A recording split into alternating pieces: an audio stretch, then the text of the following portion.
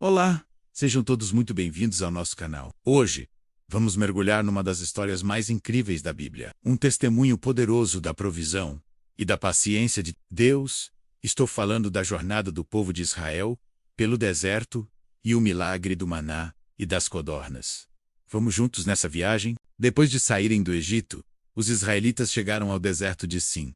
A viagem era longa, o ambiente era hostil, e a saudade do pouco que tinham antes começou a bater forte. Eles se viraram contra Moisés e Arão e reclamaram em voz alta: o maná e as codornas. O povo de Israel saiu de Elim e foi para o deserto de Sim, que fica entre Elim e o Monte Sinai. Chegaram ali no dia 15 do segundo mês, depois da sua saída do Egito. Ali, no deserto, todos eles começaram a reclamar contra Moisés e Arão, dizendo assim: teria sido melhor que o Senhor tivesse nos matado no Egito. Lá, nós podíamos pelo menos nos sentar e comer carne e outras comidas à vontade. Vocês nos trouxeram para este deserto, a fim de matar de fome toda esta multidão. O Senhor Deus disse a Moisés: agora eu vou fazer chover do céu pão para vocês, e o povo deverá sair, e cada um deverá juntar uma porção que dê para um dia. Assim eu os porei à prova para saber se eles vão obedecer às minhas ordens. No sexto dia, deverão juntar e preparar o dobro do que costumam juntar nos outros dias. Então Moisés e Arão disseram ao povo: hoje à tarde vocês ficarão sabendo que foi o Senhor Deus quem os tirou do Egito. Amanhã de manhã vocês verão a glória do Senhor, pois o Senhor ouviu as reclamações de vocês contra ele. Foi contra ele, e não contra nós, que vocês reclamaram. Pois, afinal de contas, quem somos nós? E Moisés continuou: é Deus, o Senhor, quem vai lhes dar carne para comerem de tarde pão, à vontade de manhã, pois o Senhor ouviu vocês reclamando contra ele. As suas reclamações são contra ele, e não contra nós. Pois, afinal de contas, quem somos nós? Aí Moisés disse a Arão: diga a todo o povo que venha e fique diante de Deus, o Senhor, pois ele ouviu as reclamações deles. Enquanto Arão estava falando a todo o povo, eles olharam para o deserto, e de repente, a glória do Senhor apareceu numa nuvem. E o Senhor disse a Moisés: eu tenho ouvido as reclamações dos israelitas. Diga-lhes que hoje à tarde, antes de escurecer, eles comerão carne, e amanhã de manhã comerão pão à vontade. Aí ficarão sabendo que eu, o Senhor, sou o Deus deles. À tarde apareceu um grande bando de codornas. Eram tantas que cobriram o acampamento. E no dia seguinte de manhã, havia orvalho em volta de todo o acampamento. Quando o orvalho secou, por cima da areia do deserto ficou uma coisa parecida com escamas, fina como a geada no chão. Os israelitas viram aquilo e não sabiam o que era. Então perguntaram uns aos outros: o que é isso? Moisés lhes disse: isso é o alimento que o Senhor está mandando para vocês comerem. Esta é a ordem que ele deu.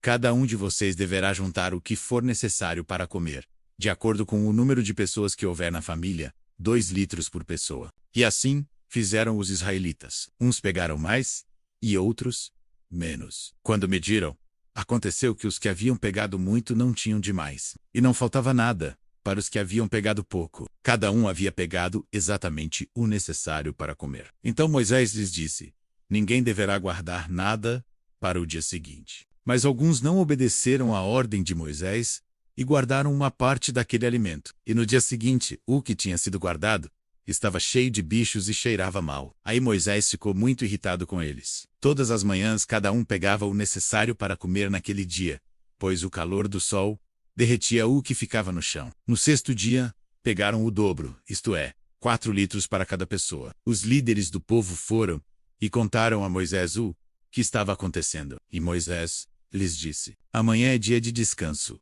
o sábado santo, separado para Deus, o Senhor. Por isso o Senhor deu a seguinte ordem: os que quiserem assar esse alimento no forno, que assem, e os que quiserem cozinhar, que cozinhem, e guardem para o dia seguinte o que sobrar. Conforme a ordem de Moisés, todos guardaram para o dia seguinte o que havia sobrado, e não cheirou mal, nem criou bicho. Moisés disse: comam isto hoje, pois é sábado, o dia de descanso separado para Deus, o Senhor. Neste dia vocês não acharão no campo nada de comer. Recolham esse alimento durante 6 dias. Porém, no 7º dia, que é o dia de descanso, não haverá alimento no chão. No 7º dia, algumas pessoas saíram para pegar o alimento, porém não acharam nada. Então, o Senhor Deus disse a Moisés: até quando vocês vão desobedecer às minhas ordens e às minhas leis? Lembrem que eu, o Senhor, dei a vocês um dia de descanso. E foi por isso que no 6º dia, eu lhes dei alimento para 2 dias.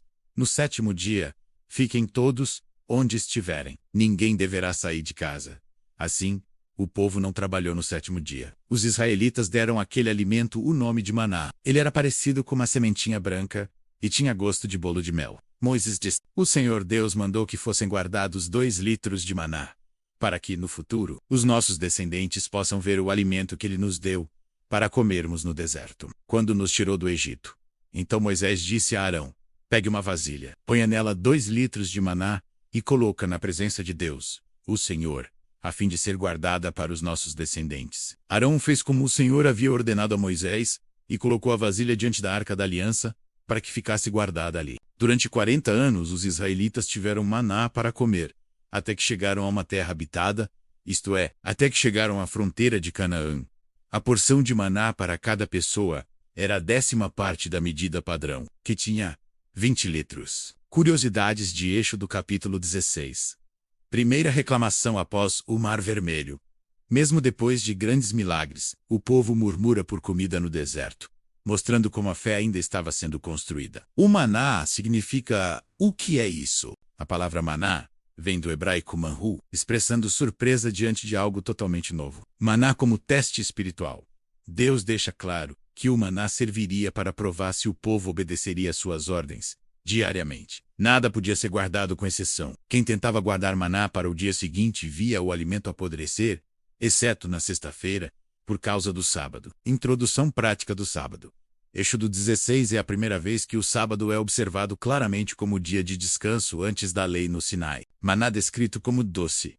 Em outros textos, ele é comparado a bolos com mel, mostrando que Deus não deu apenas sustento, mas algo agradável. Quantidade exata para todos.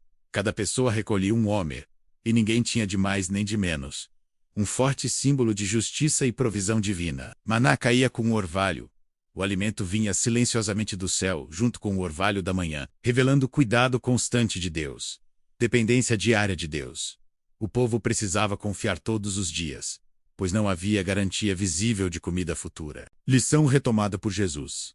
Em João 6, Jesus se apresenta como o pão da vida, fazendo referência direta ao maná do deserto. Que história fantástica! Ela nos ensina sobre a provisão de Deus em meio às nossas dificuldades, sobre a importância da obediência e da confiança diária. Às vezes também nos encontramos em desertos, reclamando e duvidando. Mas esta passagem nos lembra que Deus ouve nosso clamor e é fiel para suprir todas as nossas necessidades, não apenas as físicas, mas também as espirituais. Ele nos dá o pão de cada dia. Obrigado por me acompanhar nesta jornada. Se você gostou deste estudo e quer continuar explorando as maravilhas da Palavra de Deus, não se esqueça de se inscrever no canal, deixar o seu like e ativar o sininho para não perder nenhum vídeo. Deixe seu comentário sobre o que essa história significa para você. Um grande abraço e até a próxima.